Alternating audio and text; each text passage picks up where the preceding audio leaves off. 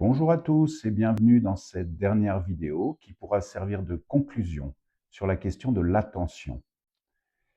Nous allons approfondir cette question au-delà du domaine scolaire, ce qui peut intéresser les jeunes mais aussi les moins jeunes.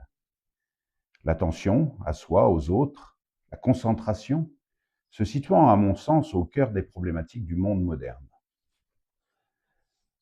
Alors nous allons commencer par un exercice simple qui va nous permettre de développer notre capacité d'attention focalisée.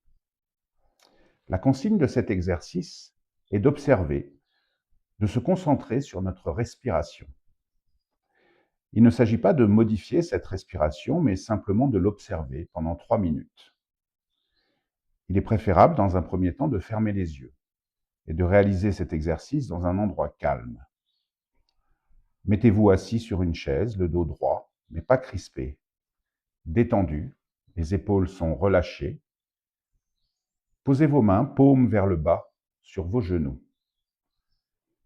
Un minuteur vous indiquera la fin des 3 minutes.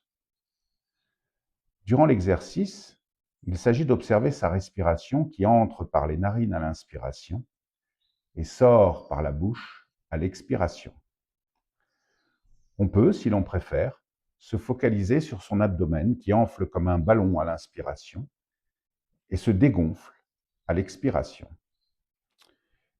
Chaque fois que je perds l'attention de ma respiration parce qu'une idée m'a emmené ailleurs, je ne m'énerve pas, je ne juge pas.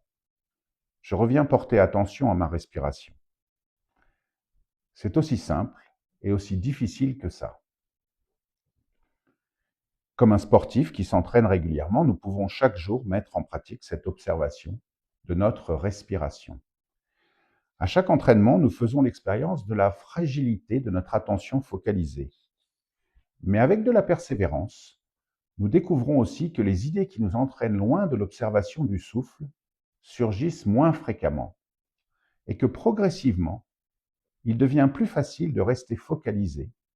Cette concentration demande moins d'efforts. Le temps entre l'apparition de deux idées s'accroît.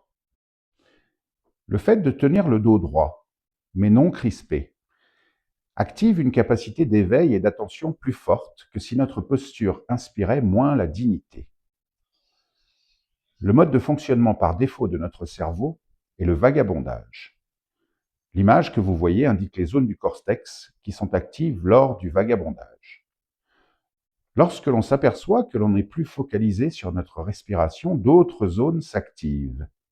De même, lorsque nous décidons de nous concentrer à nouveau. Puis, lorsque nous sommes focalisés sur notre respiration. Il est intéressant de noter que le cortex préfrontal gauche est activé lors de l'attention focalisée. C'est la même zone qui est active lorsque les personnes rapportent un sentiment de bien-être. Le fait d'être pleinement engagé dans la tâche qui nous incombe nous donne un sentiment de plénitude. Avec de l'entraînement, l'attention focalisée devient plus facile, plus rapidement accessible et agréable. L'exercice est à travailler quotidiennement. Chaque semaine, on augmente la durée d'une minute. Après 16 semaines, 4 mois, on peut garder le temps fixe à 20 minutes et ne plus augmenter. Il faut rester libre d'adapter le temps de l'exercice à nos capacités et nos contraintes d'emploi du temps. Mieux vaut rester sur 5 minutes durant un semestre que d'arrêter après avoir atteint un palier de 10 minutes.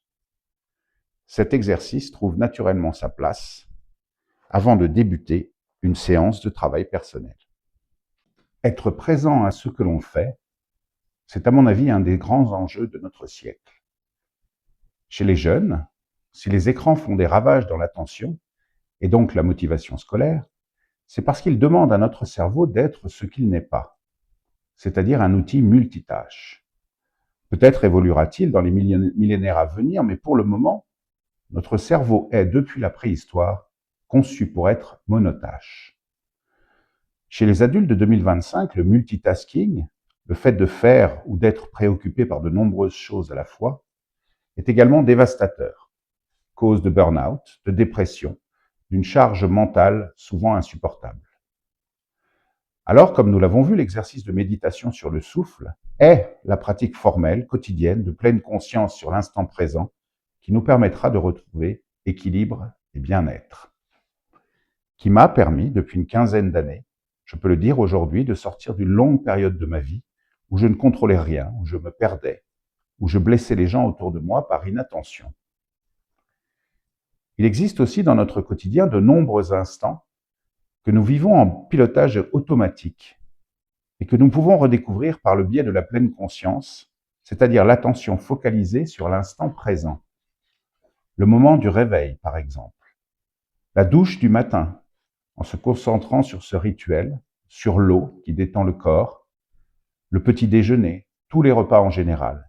Être attentif à la texture, au goût de ce que l'on mange, prendre plus de temps pour mâcher, a des effets positifs prouvés sur la digestion et la perte progressive de poids, ainsi que le retour à une nutrition saine pour les personnes atteintes de troubles alimentaires.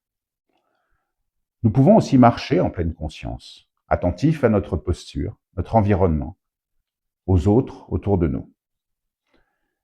Nous pouvons laver la vaisselle, balayer, bricoler en pleine conscience, plus d'attention, plus de concentration, moins d'empressement, etc., etc. Nous gagnerons alors en détente, en qualité de perception, en bien-être. Pour aller plus loin, pour ceux que cela intéresse, il existe une méthode appelée MBSR, Mindfulness Based Stress Reduction, réduction du stress par la pleine conscience, qui permet d'intégrer la méditation du souffle et d'autres types de méditation dans un programme où l'on va, bien sûr, gagner et approfondir son attention, mais aussi maîtriser ses ruminations, gérer ses émotions, réduire son stress, agir en confiance et non en réaction. C'est un programme qui est né en 1979 aux États-Unis et qui a été importé par un psychiatre du nom de Christophe André en France. Christophe André est devenu une figure importante de la pleine conscience dans notre pays.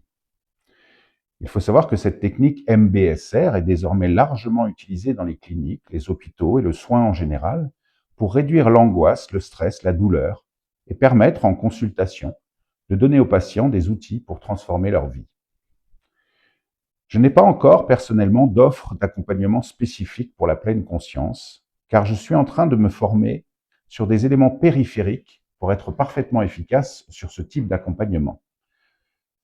Pour le moment, je me concentre sur le domaine scolaire, qui est ma première zone d'expertise, bien entendu. Mais si vous souhaitez des informations pour approfondir ces idées d'attention et de pleine conscience, tellement importantes comme je l'ai expliqué, sachez qu'il existe une multitude de sites internet sur la question et de vidéos YouTube, aussi des formations excellentes et pas chères du tout en ligne. Je pense à une que j'ai suivie et qui vaut 79 € pour une pratique bien faite et totale de la pleine conscience, étalée sur 3 mois environ.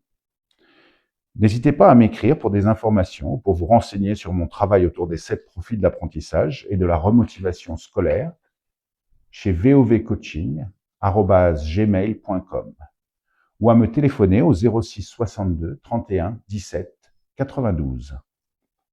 Le week-end prochain, je commencerai une série de vidéos sur la confiance en soi. Autre enjeu majeur, d'ailleurs lié à l'attention pour les jeunes d'aujourd'hui.